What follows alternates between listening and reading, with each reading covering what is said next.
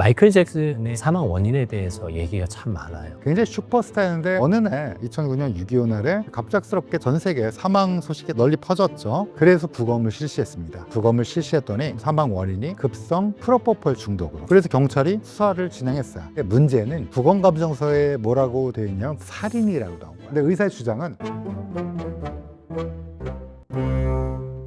안녕하십니까. 책이 삶이 되고 삶이 책이 되는 시간 책과 삶, 책과 사람의 김재원입니다. 때론 유명인의 죽음에 관심을 가질 때가 있습니다. 의문에 빠진 죽음이라면 더 큰 관심을 갖게 되는데요. 과거 마이클 잭슨은 어떻게 세상을 떠나게 된 걸까요? 오늘 그 이야기 나눠보겠습니다. 죽음에 가장 가까이 계신 분이라고 해도 과언이 아닙니다. 법의학자 유성호 교수님 함께합니다. 안녕하세요. 서울대학교 의과대학 법의학 교실의 유성호입니다. 초청해 주셔서 감사합니다. 네, 반갑습니다. 마이클 잭슨의 사망 원인에 대해서 얘기가 참 많아요. 일단 그 상황을 한번 좀 정리해 주실 수 있을까요? 우리 시대의 슈퍼스타였죠. 뭐 저희 어렸을 때 네, 우리나라에도 와서 뭐 공연도 했고, 제 기억에는 저희 아버지가 처음으로 이제 사주신 LP판이 있는데, 어느 날 아버지가 엘비스 프레슬리랑 마이클 잭슨 LP판을 사갖고 오셔갖고, 제가 이제 LP판으로 많이 들었던 기억이 납니다. 그래서, 근데 들었을 때 뭐, 비릿, Beat It. 그 다음에 이제 빌리진, 뭐 이런 노래가 기억이 남는데, 굉장히 슈퍼스타였는데, 어느 날, 2009년 6.25 날에 갑작스럽게 전 세계에 사망 소식이 널리 퍼졌죠. 근데 이제 워낙 유명한 슈퍼스타다 보니까, 아까 방금 말씀하신 것처럼 사망 원인이 뭐냐, 뭐 이런 거에 대해서 굉장히 궁금해 하시기도 하고 그랬죠. 분모가 많이 알려지진 않아서 잠깐 말씀드리면, 어느 날 갑자기 9.11에 전화가 왔고, 전화를 건 사람은 마이클 잭슨의 측근이 전화를 걸었는데, 이미 숨이 끊겼다. 그래서 심폐소생술을 하고 있다. 그런데 UCLA 대학병원에 갔는데 이미 사망한 상태였는데 의료진이 포기할 수 없잖아요. 이 사람이 너무 유명하고 그러니까 혈관을 돌리는 시술도 하고 여러 가지 것들을 했는데 사망하고 말았고요. 나이가 제가 기억하기로는 58년 개띠인데 2009년에 사망했으니까 사실 50살에 그렇게 슈퍼스타가 죽는다는 건 마약 중독이 아니면 어렵잖아요. 그래서 부검을 실시했습니다. 부검을 실시했더니 그 부검 사망 원인이 급성 프로포폴 중독으로 나왔고요. 그래서 경찰이 수사를 진행했어요. 그랬더니 마이클 잭슨이 실제로 자기 주치의가 있었어요.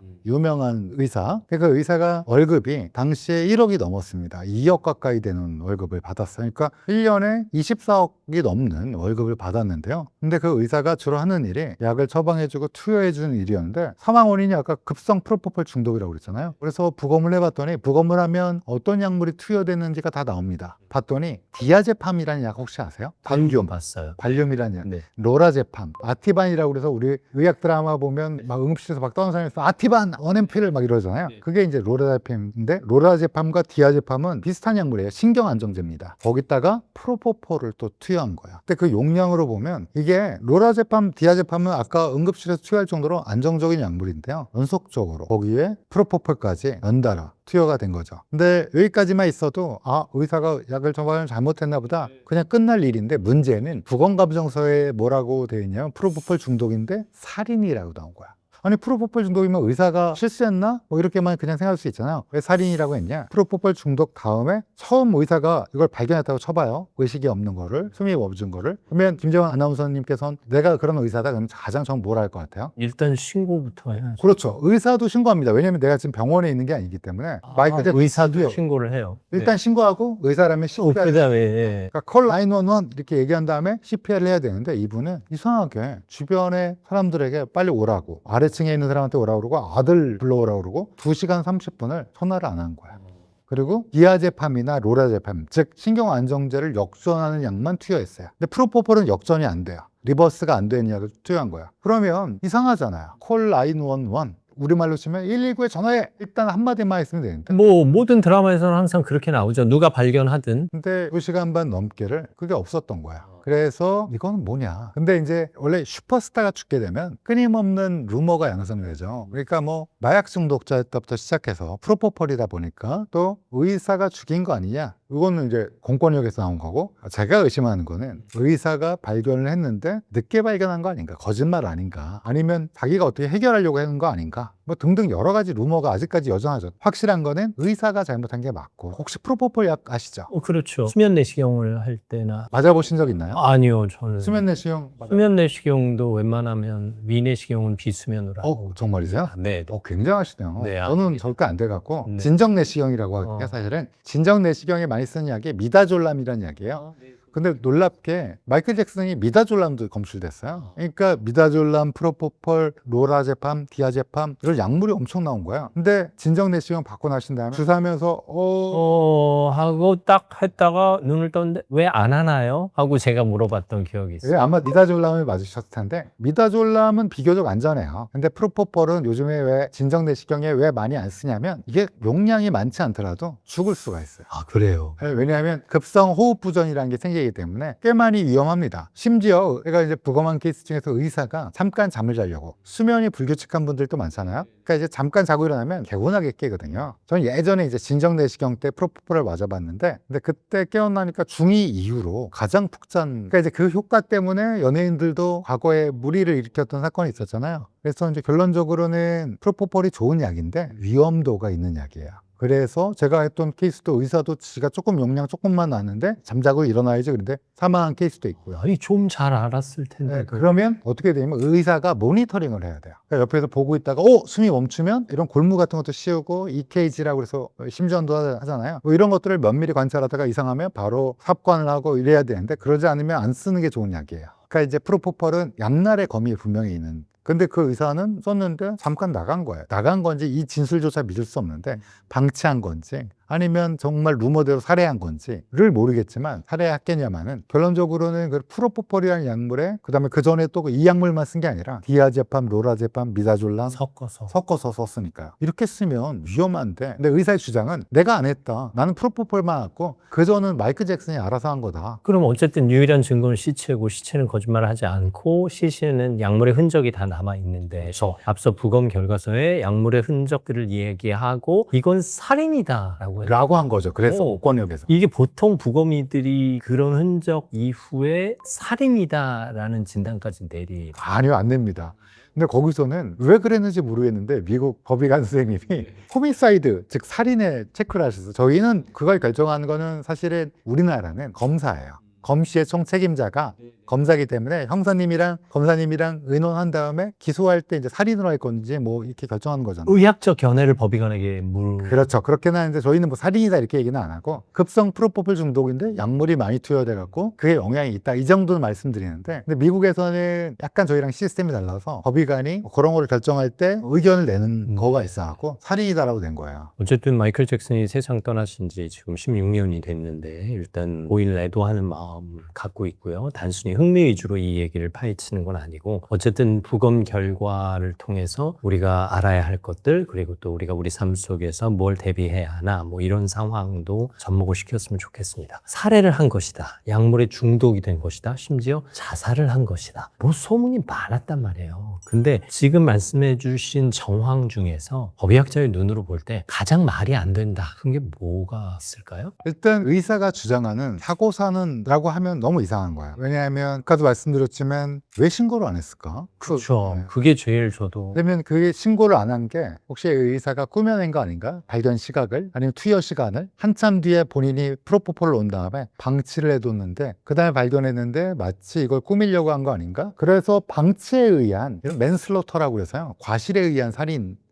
미국에서는 아마 그 명목에서 허미사이드라고 한 게 아닌가라는 생각도 들고요. 저는 그게 가장 가능성이 높다고 생각해요. 또 어떤 분들은 마약 중독 아니었냐? 근데 사실은 논 약을 보면 디아제팜, 로라제팜, 미다졸람, 프로포폴인데 물론 프로포폴은 우리나라에서 향정신성 의약품이라서 의사가 엄격하게 관리해야 되는 건데 근데 이 약품이 일반적인 마약 중독자, 그러니까 약물 중독자가 놓는 거라기보다는 의사의 처방에 따라서 놓는 거라고 생각이 돼요. 거기다가 더더군다나 디아제팜이나 로라제팜을 역전하는 약물도 나중에 투여한 게 나왔거든요. 의사가 마이클 잭슨 좀 불행한 게 몇 개가 있었죠. 뭐 여러 가지가 있어요. 그런 신체적 고통, 정신적 고통 때문에 그런 약물에 의존은 했을 것 같긴 해요. 그래서 의사를 고용한 거고 안전한 약품 투여를 위해서. 근데 그 의사가 지나치게 이걸 투여함으로써 사망한 게 아닌가. 그 일반 병원에서는 어쨌든 차트에 기록을 하게 돼 있잖아요. 그렇습니다. 그럼 개인 주치의들도 그런 기록 의무가 있나? 미국 시스템은 제가 잘 모르겠는데 원래 했어야 되겠죠. 당연히. 네. 그리고 뭐 어쨌든 외부 의무가 아니더라도 자기가 기록을 해놔야 이 환자를 제대로 치유하고 보호할 수 있긴 할 테니까요. 그렇습니다. 근데 실제로 뭐 프로포폴의 기준치의 4배 이상 검출됐다. 이거는 이건 상식 밖의 일이잖아요. 프로포폴은 원래 마이클 잭슨에서 검출된 양보다 더 쓸 수 있습니다. 의사가 옆에서 모니터링하는. 지켜본다면. 네, 근데 문제는 모니터링이 없었다는 게 문제죠. 그러니까 이제 의사의 주장은 되게 여러 번 바뀌었는데요. 개인적으로는 일단 프로포폴 같은 거 맞아보신 분은 알잖아요. 탁 맞는 순간 더 할 수가 없거든요. 본인이 할 수는 없는 거잖아요. 더더군다나 그건 정맥 주사란 말이에요. 어쨌든 결정적인 사인은 약물에 의한 것으로 판단이 된 거죠. 법적으로는 의사의 과실에 의한 사망이다라고. 그러면 그 이후에 재판 과정이 어떻게 진행이 됐을까요? 제가 알고 있기로는 의사가 실형을 선고받았고요. 실질적으로 과실에 의한 치사로 판단이 된 걸로 알고 있습니다. 그래서 마이클 잭슨의 죽음은 결국 의사의 잘못으로 이루어진 걸로 판단된 걸로 알고 있습니다. 그러면 결국 이런 상황에서는 모든 책임이 주치의에게 돌아갈 수밖에 없는 거 아니에요? 아무래도 의사에게 면허를 준 이유는 의사가 그 면허를 바탕으로 전문적인 의학 지식을 또 전문적인 시술이나 약품을 사용하도록 권한을 준 거잖아요. 국가에서는 다른 보통 사람이 전문 의약품을 쓰면 의료법 위반으로 잡아갑니다. 네, 미국도 똑같아요. 디아제팜, 로라제팜, 미다졸람, 그리고 프로포폴, 이것들은 의사의 명확한 지도하에 관리하에 이루어졌는데 수많은 연봉을 받는 의사가 얘를 제대로 관리하지 않았고 투여를 한 이후에 제대로 된 관리, 모니터링이 없었다는 건 제가 보기엔 또 워낙 슈퍼스타가 사망한 것도 있고요. 응당 책임을 물 수밖에 없지 않았나 당시 상황에선 그렇게 판단이 됩니다. 미국뿐만 아니라 우리나라에서도 약물 오용 사례는 많았죠. 네, 뭐 잘 아시다시피 프로포폴만 하더라도 수많은 연예인 사건도 기억하실 테고요. 제대로 관리를 해야 되는 약품이기 때문에. 왜냐하면 이게 정신적인 의존성이 있어요. 신체적 의존성은 상당히 조금 떨어지긴 하지만 정신적으로 그걸 맞으면 푹 잘 수 있다. 그리고 편안함을 느낄 수 있다. 진정 효과가 있다. 통증을 완화한다. 이런 약품일수록 오히려 더 관리가 철저해야 되는데 이게 제대로 관리가 안 되면 굉장히 위험한 약물이다. 왜냐? 죽을 수 있기 때문에. 의사도 레크레이셔널 유스라고 그래서 레크레이션, 내가 즐거움을 위해서 실제로 사용하다 죽은 사례가 제가 2009년에 발표한 논문이 있는데 국내 마이클 잭슨 사망하기 전에 우리나라 최초로 보고된 성형외과 의사가 잠깐 자려고 용량 조금 썼어요. 근데 사망한 케이스도 있기 때문에 위험한 약물입니다. 그러면 그냥 놓는 것도 아닌데 과거 마이클 잭슨의 얼굴이 변화하는 과정을 온 대중이 다 보고 있었으니까요. 사실 성형 중독이다 뭐 이런 이야기도 있었기 때문에 이게 죽음에 영향을 미쳤을 수 있을까요? 그게 좀 안타까운 게 잘 아시다시피 화상을 크게 입었잖아요. 그러면서 이제 연관돼서 성형 수술이 있다고 알려져 있는데 근데 아마 아시다시피 그런 수술도 그렇지만 화상을 입었고 또 잘 아시다시피 2번이나 아동 성추행으로 피소가 됐잖아요. 그 정신적 고통은 사실 무죄로 나중에 다 확인이 됐는데 그런 정신적 고통이 로라제팜이나 디아제팜 그리고 프로포폴을 요구하게 된 약물 의존. 약물을 의존하게 된 거는 분명히 있지 않을까. 사실은 성형이라는 게 어떻게 생각하실지 모르겠지만 저는 개인적으로는 자신의 외모를 바꾸는 거는 그렇게 나쁘다고 생각하지 않거든요. 네, 본인이 네. 원하는 거에 대해서. 그래서 마이클 잭슨 역시 본인이 흑인으로서의 정체성은 분명했고 또 화상이나 여러 가지 것 때문에 성형수술한 것 같고 음해라고 뭐 단정짓기는 그렇지만 지나친 세간의 관심이 그를 약물에 의존하게 만든 게 아닌가라는 생각도 들어서 좀 안타까웠습니다. 그리고 실질적으로 거기서는 크게 그렇게 많은 무리한 것들은 나오진 않았어요. 앞서 언급하신 성추행 의혹이 이제 무죄로 판명되는 과정에서 부검이 영향을 미치거나 뭐 이럴 계제가 있었나요? 아닙니다. 부검에선 성추행과 관련된 뭔가 예를 들면 그런 거에 대한 정보는 없었는데요. 아마 한 가지 억울한 건 하나 밝혔습니다. 예전에 혹시 마이클 잭슨이 무슨 락스에 퇴수를 한다, 네, 피부색을 바꾸고. 이게 뭐 박박 민다 그런 네. 저희 동네에도 괴소문이 많이 돌았거든요. 예전에 네, 저도 들었죠. 근데 사실은 마이클 잭슨이 억울한 게 백반증이라는 병을 앓고 있었어요. 피부 일부 부위가 하얘지죠. 하얘지는 거. 네. 그게 굉장한 스트레스인데 거기에 이제 부검을 통해서 확인이 됐습니다. 그러니까 이제 마이클 잭슨이 분명히 여러 가지 이런 아나운서님이 하신 데 나와서 흑인으로서 나는 자존감도 있고 내 인종에 대해 자랑스러워한다 이런 얘기를 했음에도 불구하고 많은 사람들이 야 성형수술하고 백인이 되려고 하는 거 아니냐. 이게 울긋불긋 흰 피부가 보였기 때문에 그걸로 이제 락스로 씻어낸다, 뭐 긁어낸다 이런 온갖 루머가 돌았죠. 저희 입장에서는 너무 억울했을 것 같아요. 제가 마이클 잭슨이면 정말로 이 울분 사실 이게 락스로 씻는다고 그렇게 되는 것도 안 됩니다. 아니잖아요. 피부만 망가지고요. 하얘지지 않아요. 그렇습니다. 사실 어느 죽음인들 안타깝지 않은 죽음이 어디 있겠습니까만은 마이클 잭슨의 죽음이야말로 정말 안타깝습니다. 만약 그분이 지금 잘 살아 계셨다면 대중음악의 상징으로 또 대중음악의 별로 또 다른 영향력을 미치지 않았을까 싶기도 한데요. 누군가의 죽음, 이러지 말았었으면 좋겠다, 이랬었으면 좋겠다 하는 생각 많이 하실 것 같아요. 많이 합니다. 오늘도 사실은 여기 오기 전에 한 분을 검시를 했는데 그분도 이제 술을 매일 2캔씩 드셨대요. 근데 제가 보기엔 더 드신 것 같아요. 제가 간을 봤더니 간 간경화, 간경변이었어요. 거의 습관적 음주가 자기 전에 한두 캔에서 시작하다가 점점 늘어나는 경우가 허다합니다. 물론 고된 일을 끝내고 와서 사랑하는 사람과 외로운 그러시면서 뭐 드시는 거야 전혀 문제가 없는데, 이게 이제 혼자 계셨던 분이라 이게 점점 늘어나는 거를 제어시킬 사람이 없잖아요. 아마 김재원 아나운서님 막 술 많이 먹고 오면 혼나시죠?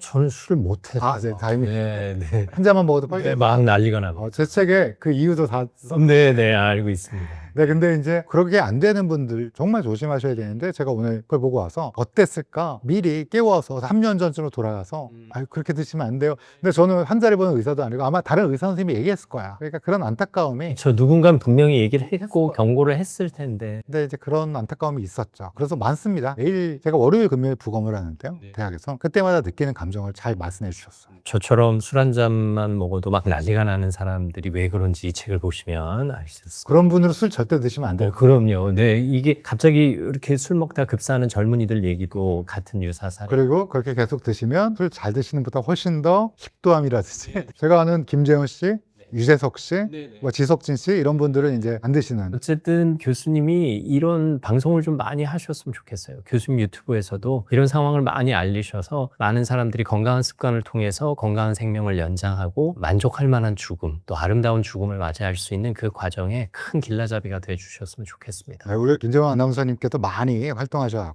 많이 불러주시죠. 아, 네. 그렇게 하겠습니다. 감사합니다. 오늘도 법의학자 유성호 교수와 함께했습니다. 고맙습니다. 감사합니다. 우리가 뭔가에 알게 모르게 중독되는 것들이 있습니다. 결국 우리의 삶을 망치고 우리의 죽음마저도 망친다는 생각을 하게 됐습니다. 여러분의 삶, 여러분이 지키셔야 합니다. 책과 삶, 책과 사람. 다음 시간에 또 함께 하겠습니다. 오늘도 함께 해주셔서 감사합니다. 감사합니다.